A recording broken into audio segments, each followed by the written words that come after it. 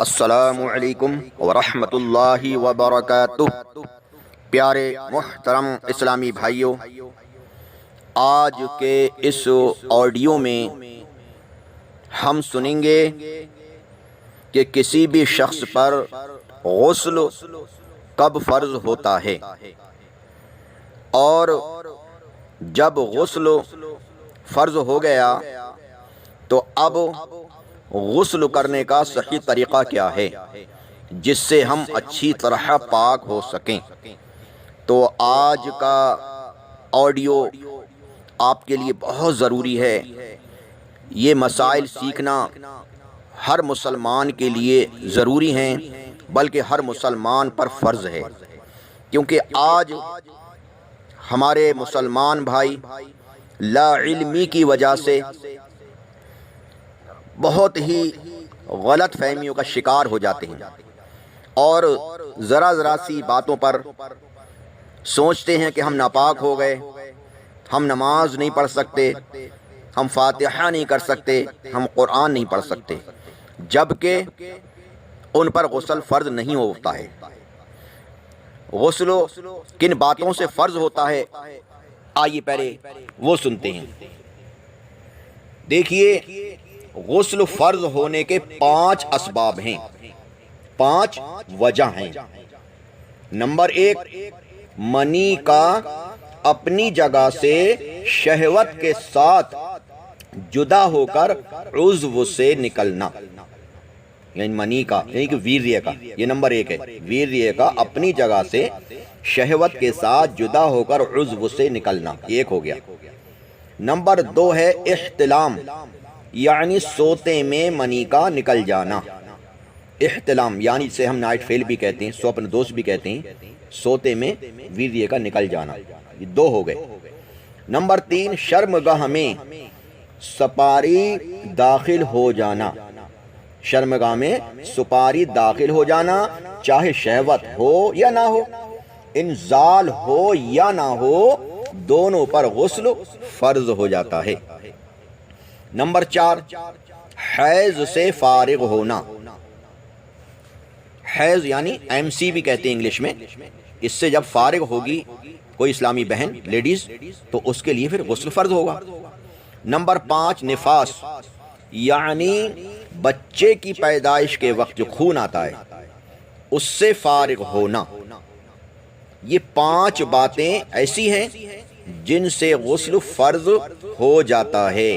غسل کرنا ضروری ہے، نہانا ضروری ہے، ٹھیک ہے۔ باقی جو ہمارے بھائیوں میں غلط فہمی کا شکار ہیں کہ اگر پیشاب کرنے کے بعد استنجا نہیں کیا، اب وہ سوچتے ہیں کہ ہم ناپاک ہو گئے، نہانا ضروری ہو گیا، نہانا فرض ہو گیا، ہم نماز نہیں پڑھ سکتے، فاتحہ نہیں کر سکتے، وغیرہ وغیرہ، یہ بالکل غلط ہے۔ اگر پیشاب کرنے کے بعد استنجا نہیں بھی کیا، جان کر یا بھول کر، تو اس سے نہانا فرض تھوڑی ہوتا ہے۔ آپ باتھ روم میں جائیں، استنجا کر لیں، اگر رومالی وغیرہ پر پیشاب کے چھینٹے آ گئے وہ دھو لیں، بس پاک ہو گئے، چاہیں تو اپنا انڈر ویئر یا پاجامہ بدل لیں۔ اسی طرح بہت سے اسلامی بھائیوں اور اسلامی بہنوں کو قطرے کی بیماری ہوتی ہے، قطرہ آ جاتا ہے، کسی کا ویریہ وغیرہ پتلا پڑ جاتا ہے، یا کوئی بھی اور وجہ ہوتی ہے تو پیشاب کے بعد قطرہ آ جانا، یا وزن اٹھانے سے قطرہ آ جانا، یا ویسے ہی قطرہ آ جانا، تو ان باتوں سے بھی غسل فرض نہیں ہوتا، قطرہ آنے سے بھی۔ اسی طرح کہیں نکل کے جا رہے ہیں، چھینٹیں آ گئیں، اب سوچتا کہ یار اس پہ نہانا فرض ہو گیا، بھائی نہیں، اس سے نہانا فرض نہیں ہوا، چھینٹیں آ گئیں، جس جگہ چھینٹیں آ گئیں دھو لیجئے، ہاتھ مار لیجئے، پاک ہو گئے بس۔ کتا ٹچ ہو جانا، بہت سے لوگ کہیں کہ کتا ٹچ ہو گیا مجھ سے، اب میرے کپڑے ناپاک ہو گئے، بھائی اس سے کپڑے ناپاک نہیں ہوں گے۔ اگر کتا سوکھا ہے تو آپ کا کچھ بھی ناپاک نہیں ہوا۔ ہاں، اگر وہ گیلا ہے، اور گیلا بھی ایسا ہے کہ آپ کو پکا معلوم ہے کہ یہ گندے پانی سے، ناپاک پانی سے گیلا ہے، اب وہ ناپاک پانی لگ گیا تو پاجامہ دھو سکتے ہیں، جس پہ ٹچ ہوگا وہ دھو سکتے ہیں، نہانا فرض اب بھی نہیں ہوگا۔ اگر سوکھا ہے تو کچھ بھی دھونا ضروری نہیں۔ اگر اس کا لعاب لگ گیا، کتے کا لعاب لگ گیا، تو جس جگہ لعاب لگ گیا تو وہ جگہ دھو لیجیے، پاک ہو جائیں گے۔ اسی طرح خون نکل آیا، اس سے بھی نہانا فرض نہیں ہوتا۔ بچے نے پیشاب کر دی، اس سے بھی نہانا فرض نہیں ہوگا۔ جس جگہ پیشاب کر دی وہ دھو لیجئے، بچے نے الٹی کر دی اس جگہ دھو لیجئے۔ یہ ہماری اسلامی بہنیں بات بات پہ کہتی ہیں ہمیں نہانا فرض ہو گیا، بچے نے پیشاب کر دی، بچے نے الٹی کر دی، اس سے نہانا فرض نہیں ہوتا بھائی، وہ جگہ دھو لیجئے، پاک ہو گئے بس۔ ان باتوں کو یاد رکھیں کہ ذرا ذرا سی باتوں پر لوگ سمجھتے ہیں نہانا فرض ہو گیا، ایسے نہانا فرض نہیں ہوتا۔ اب جس پر نہانا فرض ہے، ٹھیک ہے، غسل واجب ہے، تو اب وہ اذان کا جواب بھی دے سکتا ہے، کلمہ شریف، درود پاک بھی پڑھ سکتا ہے، دعا بھی پڑھ سکتا ہے، کھانا بھی پکا سکتا ہے۔ ان باتوں کو بھی یاد رکھنا، یہ بھی غلط فہمیاں ہیں کہ اب ناپاک ہیں ہم دعائیں کیسے پڑھیں، ناپاک ہیں ہم درود پاک پڑھ سکتے ہیں نہیں پڑھ سکتے، بالکل پڑھ سکتے ہیں۔ ان باتوں کو بھی یاد رکھیں۔ اب جب نہانا فرض ہو گیا، اب ہمیں چاہیے کہ جتنا جلدی ہو سکے اتنی جلدی غسل کر لیں، زیادہ دیر ناپاک رہنا بہتر نہیں ہے۔ کتابوں میں یہ بھی لکھا ہے کہ جہاں ناپاک شخص ہوتا ہے وہ رحمت کے فرشتے نہیں آتے، کوشش کریں جلد سے جلد نہا لیں، ٹھیک ہے۔ اب غسل میں 3 فرض ہوتے ہیں، یہ بھی سن لیں۔ نمبر 1 کلی کرنا، نمبر 2 ناک میں پانی چڑھانا، نمبر 3 تمام ظاہر بدن پر پانی بہانا۔ اب کلی کس طرح کرنا ہے؟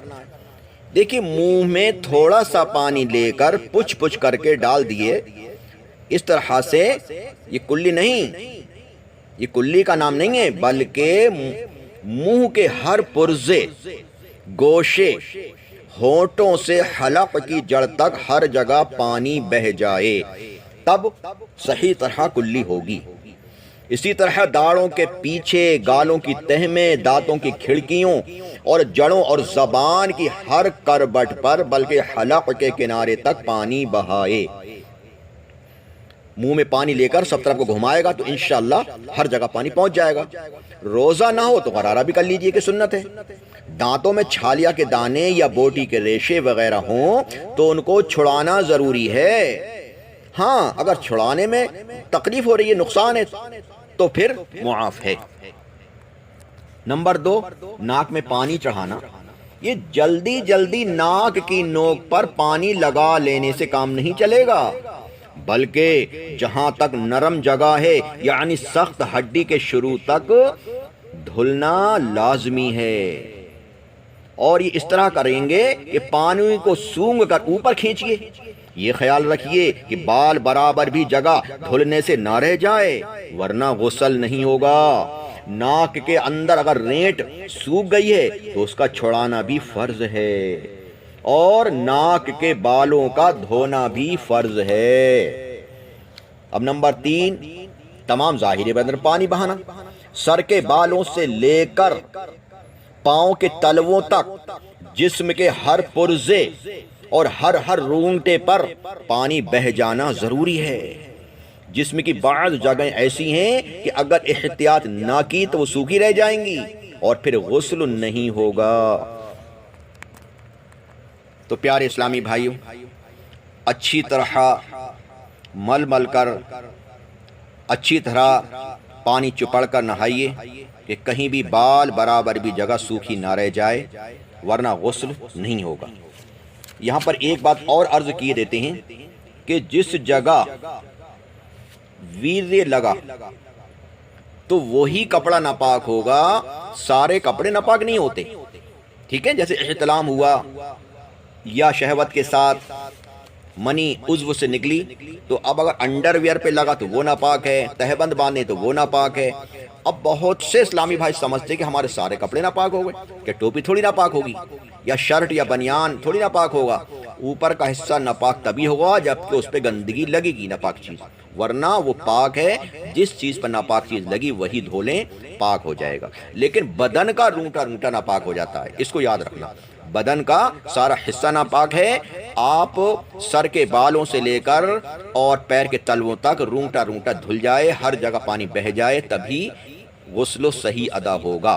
بال برابر بھی جگہ سوکھی رہے گی تو غسل صحیح نہیں ہوگا۔ انشاءاللہ اگلے آڈیو میں ہم یہ سنیں گے کہ غسل کا سنت طریقہ کیا ہے اور کس طرح سے غسل کرنا چاہیے، اور کہ غسل خانے میں نہاتے ہیں تو کیا احتیاط ہونا چاہیے، باہر نہا رہے تو کیا احتیاط ہونا چاہیے۔ اگلی آڈیو میں انشاءاللہ ہم جلد ہی سماعت کریں گے۔